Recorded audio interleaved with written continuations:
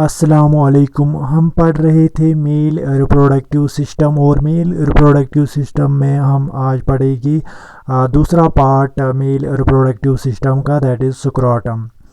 तो स्क्रोटम क्या होता है? The scrotum is a muscular pouch arising from the lower abdominal wall and hanging between legs.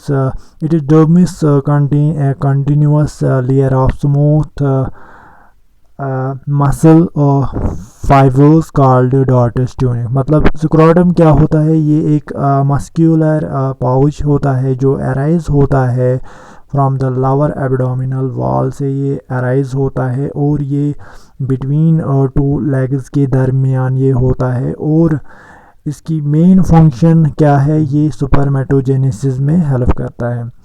और इसका जो डर्मिस होता है उसमें कुछ continuous layer of smooth muscles पाई जाती है, उनको बोलते हैं डॉटस ट्यूनिक। दूसरा पॉइंट है scrotum is divided internally into two compartments by a muscular partition, the septum scroti. मतलब ये इंटरनली डिवाइड हुआ है दो कंपार्टमेंट्स में बाय अ मस्कुलर, एक मस्कुलर पार्टीशन होता है, उसको बोलते हैं सेप्टम स्क्रोटाई। और जो ये टेस्टीज होते हैं ये डिसेंड होते हैं इन कंपार्टमेंट्स में ड्यूरिंग डेवलपमेंट थ्रू इन जुवेनियल कैनाल से ये इनमें डिसेंड होते हैं। मतलब इनमें नीचे की तरफ ये उतरते हैं testes in man and other mammals में, लाइक जैसे लाइन है, बुल है, हॉर्स है।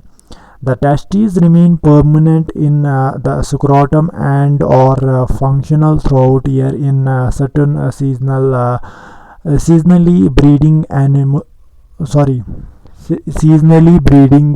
mammals such as जैसे बैट है, ओटर है एंड लामा है। अब है next point, the testes enlarge and become functional and descend into the scrotum in the breeding season, but thereafter ascend into the abdominal cavity and become inactive। मतलब कुछ में क्या होता है, जो ये टेस्टीज होते हैं ये enlarge होते हैं, फिर ये फंक्शनल होते हैं और उस टाइम पे ये डिसेंड होते हैं स्क्रोटम में और इन द ब्रीडिंग सीज़न, मतलब ब्रीडिंग सीज़न में। देयर आफ्टर और फिर उसके बाद ये एसेंड होते हैं इनटू द एब्डोमिनल कैविटी में चले जाते हैं और ये इनएक्टिव बनते हैं कुछ मैमल्स में। तो ये हमने देखा स्क्रोटम के बारे में। अब है दूसरा पार्ट, हम देखेंगे एपिडिडाइमिस।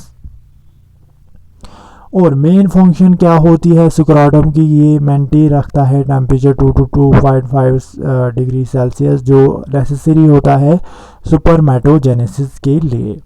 अब है नेक्स्ट एपिडिडाइमिस। एपिडिडाइमिस क्या होता है? ये एक लॉन्ग ट्यूब लाइक होता है विच इज़ ग्रेटली क्वाइल्ड। मतलब ये ग्रेटली क्वाइल्ड होता है जैसे आपने डायग्राम में देखा already, and tightly packed to form a elongated flattened body attached to a back surface of testes। और ये टाइटली पैक्ड होता है और ये बनाता है एक इलांगेटेड फ्लैटेनड बॉडी जो अटैच्ड होती है बैक सरफेस ऑफ टेस्टीज, जो हमने ऑलरेडी पहले भी बताया है बैक सरफेस पे होता है। It has 3 regions. मतलब जो ये एपिडिडाइमिस है इसमें 3 रीजन्स होते हैं। एक होता है अपर वाइडर हेड और कार्पेट एपिडिडाइमिस जिसको बोलते हैं, जो रिसीव करता है वासा एफरेंशिया। और दूसरा है मिडल नैरो बॉडी और कॉर्पस एपिडिडाइमिस जिसको बोलते हैं। और तीसरा है लावर, जो ये भी नैरो होता है, उसको बोलते हैं टेल और कॉडा एपिडिडाइमिस। अब है next point, epididymis is lined by pseudostratified epithelium having some cells bearing cilia. It show peristaltic and segmenting, contracting to push sperm away from testes। मतलब जो एपिडिडाइमिस होता है इसमें pseudostratified epithelium होता है, मनी सेल्स ऑफ विच जो beer करते हैं सीलिया। और इसकी मेन फंक्शन जो है ये पुश करता है इन स्पर्म्स को अवे फ्रॉम द टेस्टिस।